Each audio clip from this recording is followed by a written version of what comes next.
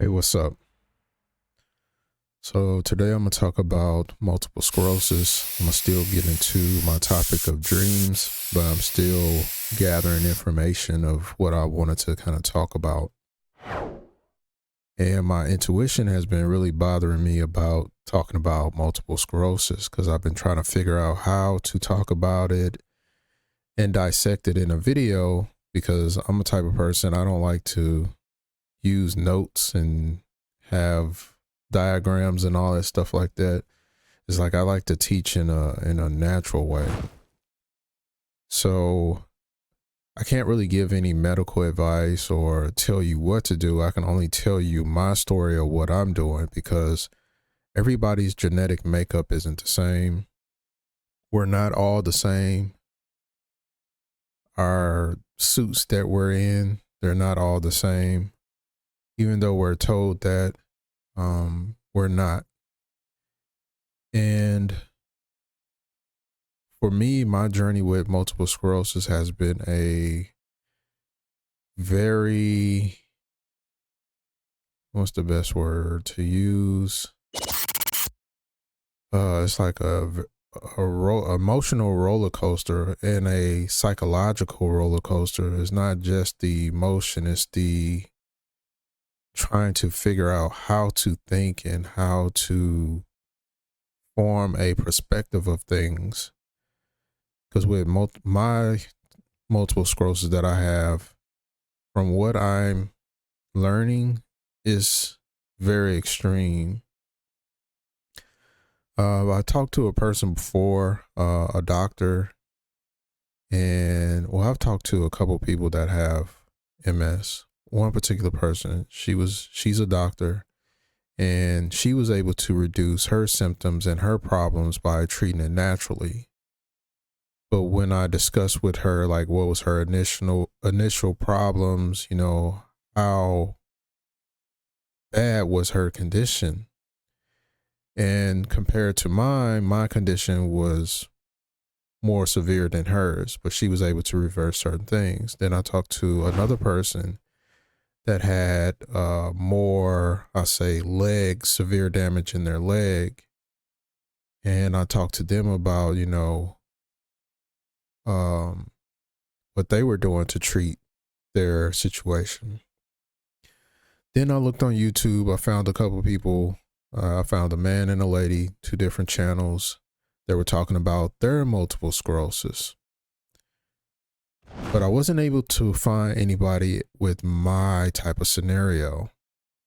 The people that I talked to, they were either still taking some form of pharmaceutical and natural medicine, or just straight pharmaceutical. And for me, I started off on pharmaceuticals, but ended up turning my journey into treating it naturally. So with multiple sclerosis, it has been industrialized into many different things now. When I was diagnosed way back, it wasn't so many different subtopics or sub names for it, because now they're breaking it up based off of symptoms, which is weird to me, because when I was diagnosed, I was just basically given, the scenario of, hey, there's no cure for it, but they could tell me all the different problems that I was going to have and basically how I was going to die, or how my life was going to end. It was basically, your organs are going to eventually fail. Your lungs are going to fill up with fluid and you could pass away from pneumonia. So I was like, why do they say you die from pneumonia, but it's still the MS, which is basically destroying your body from the inside? And with multiple sclerosis is several things going on. It's basically you have these lesions forming inside the body. Then you also have your white blood cells attacking your body. And for me, I also have damage to my spine. I have like a damaged disc, and my spine ended up compressing by an inch when I first got paralyzed. So I lost an inch in height. And I had to go through a process where they were trying to stretch my spine back out. It was very painful. And I kind of stopped doing those procedures because it was so painful and I was getting stuck, bent over, slumped over, and couldn't stand back up. But with MS, I had a lot of nerve damage, central nerve damage, which affects everything: your sight, your vision, taste, your speech, how you move, everything. So my initial process, I was paralyzed my whole left side. I had damage to the nerves and muscles in my face, so my eye would not blink, my eyelid would not move. The muscles were twitching uncontrollable. See, that's one of the problems that I have, is saying words.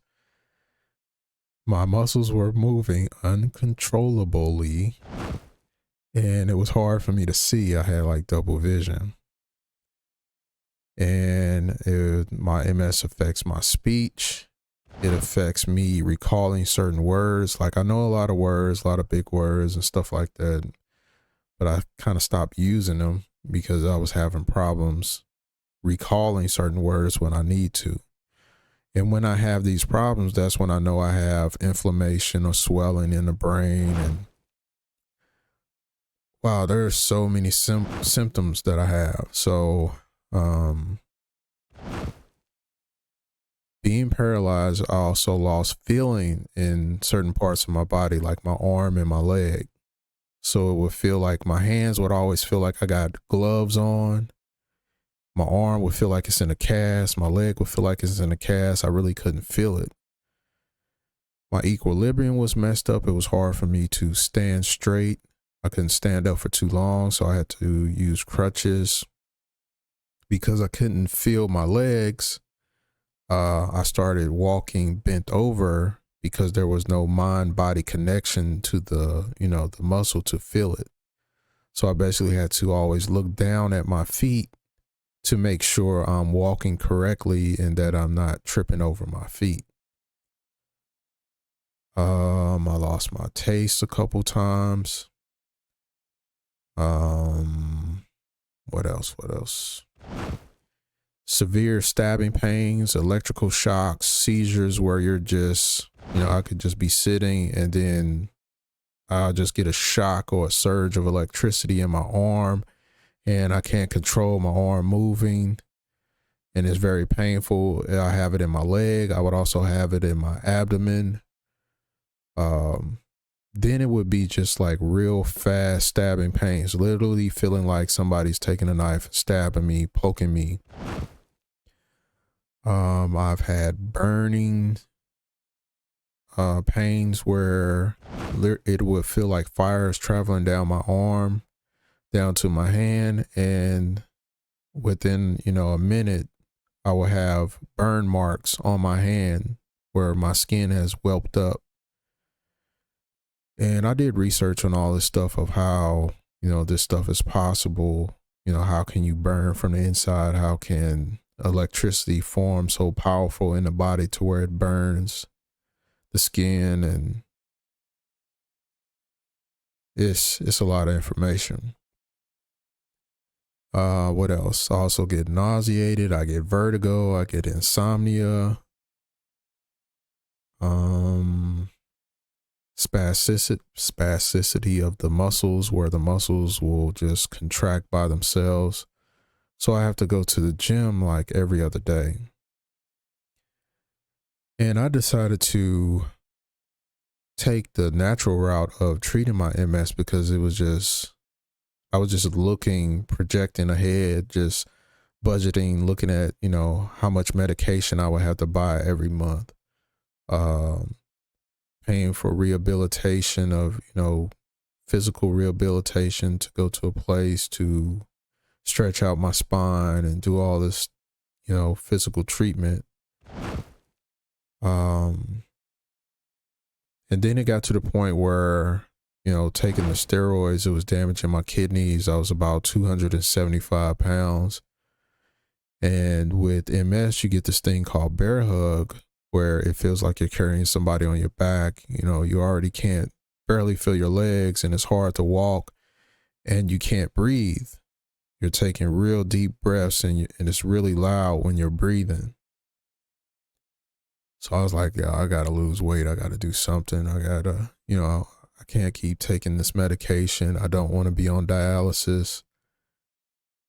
So I had, going through all these severe pains, this torture is what made me kind of motivate me to take the natural way of healing myself. And when I say having MS is like living inside a torture chamber, is exactly what it's like for me. I can't say for everybody else.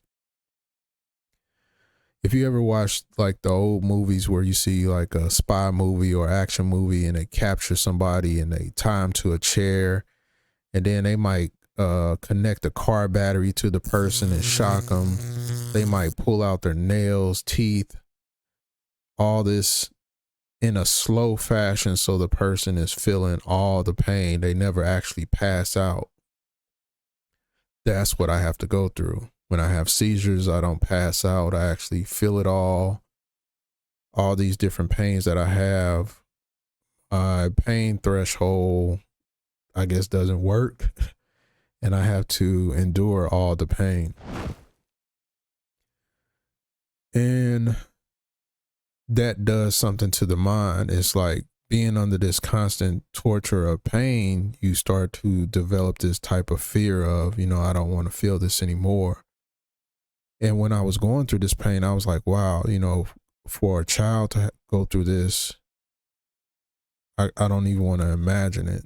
It's got to be something I can do to better myself. And maybe what I do, I can be, pass it on and help somebody else.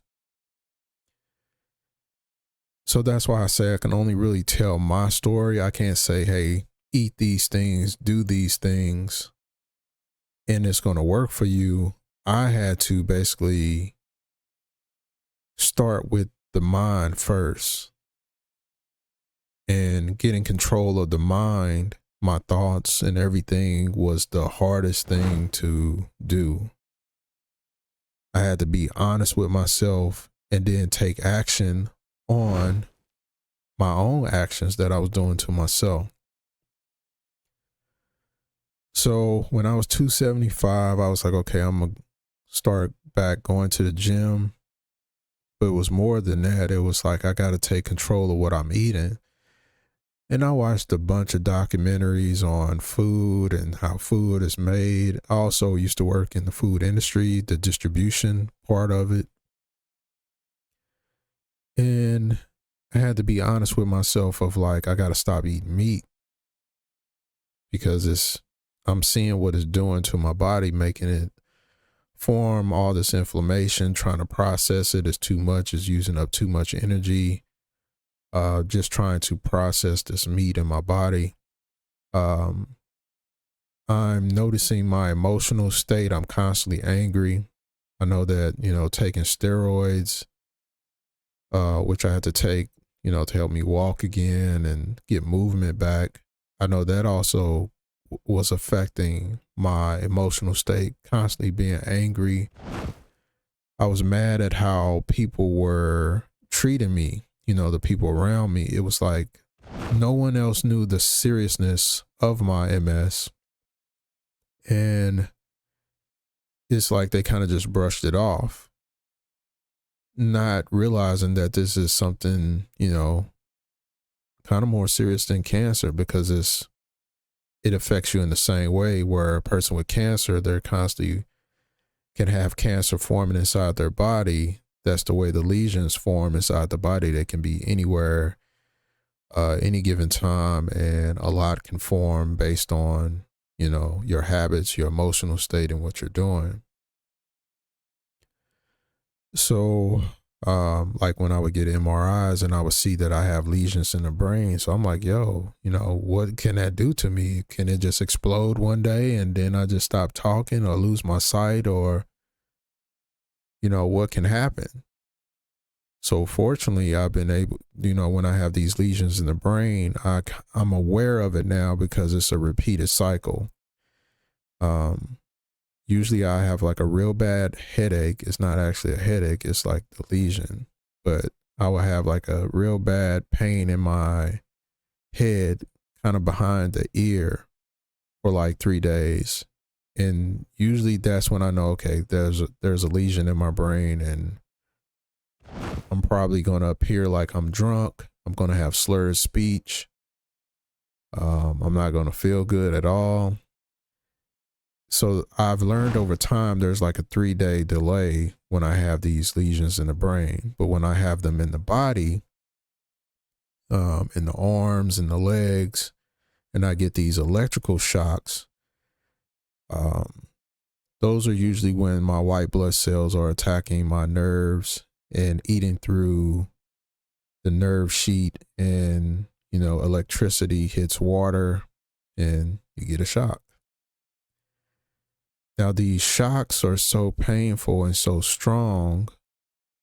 If you ever use the ab machine or those electric ab things you put on your stomach, and it kind of just sends an electrical shock to make your muscle tighten up. So imagine one of those on the strongest setting, and it's just stuck on the strongest setting, and there's nothing that you can do about it.